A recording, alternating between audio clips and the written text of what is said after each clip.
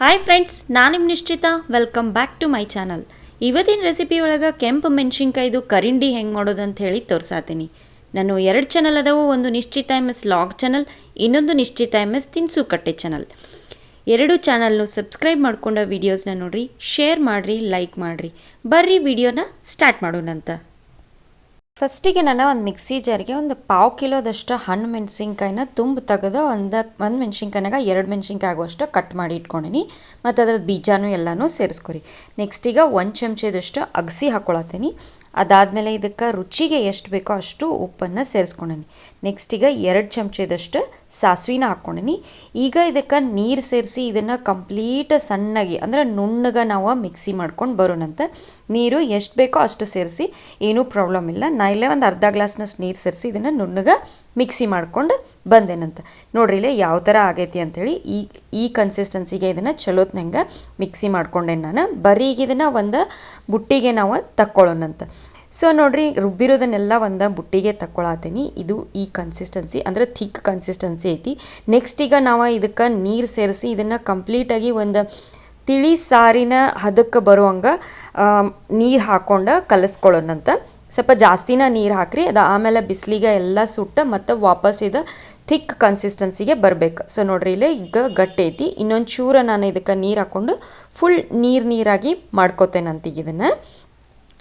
So ನೋಡ್ರಿ ಇಲ್ಲೇ ಈ ಕನ್ಸಿಸ್ಟೆನ್ಸಿಗೆ ಇರುವಷ್ಟು ನೀರನ್ನು ನಾವು ಹಾಕ್ಕೊಳ್ಳೋಣ. ಅಂದರೆ ಹಾರ್ಡ್ಲಿ ಒಂದು 3 ಗ್ಲಾಸ್ನಷ್ಟು ನಾನು ನೀರು ಹಾಕ್ಕೊಂಡೀನಿ.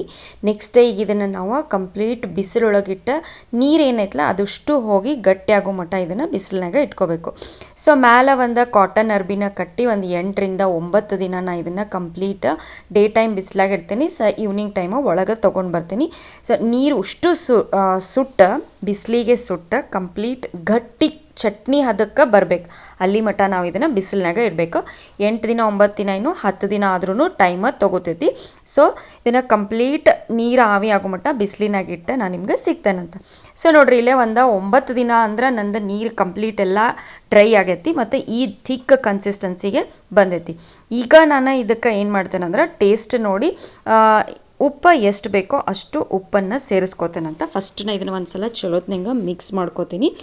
ಮತ್ತು ನಾನು ಡೈಲಿ ಬಿಸಿಲಾಗಿ ಇಡ್ತಿದ್ದೆಲ್ಲ ಅವಾಗ ಅದನ್ನು ಇನ್ನು ತೆಗೆದು ಮಿಕ್ಸಿಂಗ್ ಅದು ಮಾಡ್ಕೋತಿರ್ಲಿಲ್ಲ. ಫಸ್ಟ್ ಡೇ ಏನು ಅದನ್ನು ಕಾಟನ್ ಬಟ್ಟೆ ಕಟ್ಟಿ ಇಟ್ಟಿದ್ದೆಲ್ಲ ಲಾಸ್ಟ್ ಡೇವರೆಗೂ ಅದೇ ಥರನೇ ಇಟ್ಟಿದ್ದೆ. ಅಂದ್ರೆ ನೀರು ಎಷ್ಟು ಕಡಿಮೆ ಆಗೈತಿ ಅಂಥೇಳಿ ತೆಗೆದು ನಾನು ನೋಡಿ ವಾಪಸ್ ಕಟ್ಟಿ ಇಡ್ತಿದ್ದೆ. ನೆಕ್ಸ್ಟ್ ಇದಕ್ಕೆ ಟೇಸ್ಟ್ ಸ್ವಲ್ಪ ಉಪ್ಪು ಕಡಿಮೆ ಇತ್ತು, ಸೊ ಉಪ್ಪು ಹಾಕ್ಕೊಂಡಿನಿ.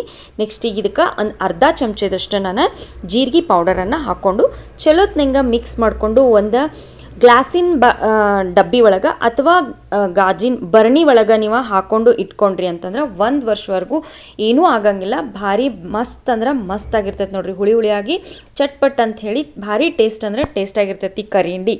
ಸೊ ಬರ್ರಿ ಈಗ ಇದನ್ನು ನಾವೊಂದು ಸರ್ವಿಂಗ್ ಬೌಲಿಗೆ ಸರ್ವ್ ಮಾಡ್ಕೊಂಡು ನಿಮ್ಗೆ ತೋರಿಸ್ತೇನಂತ.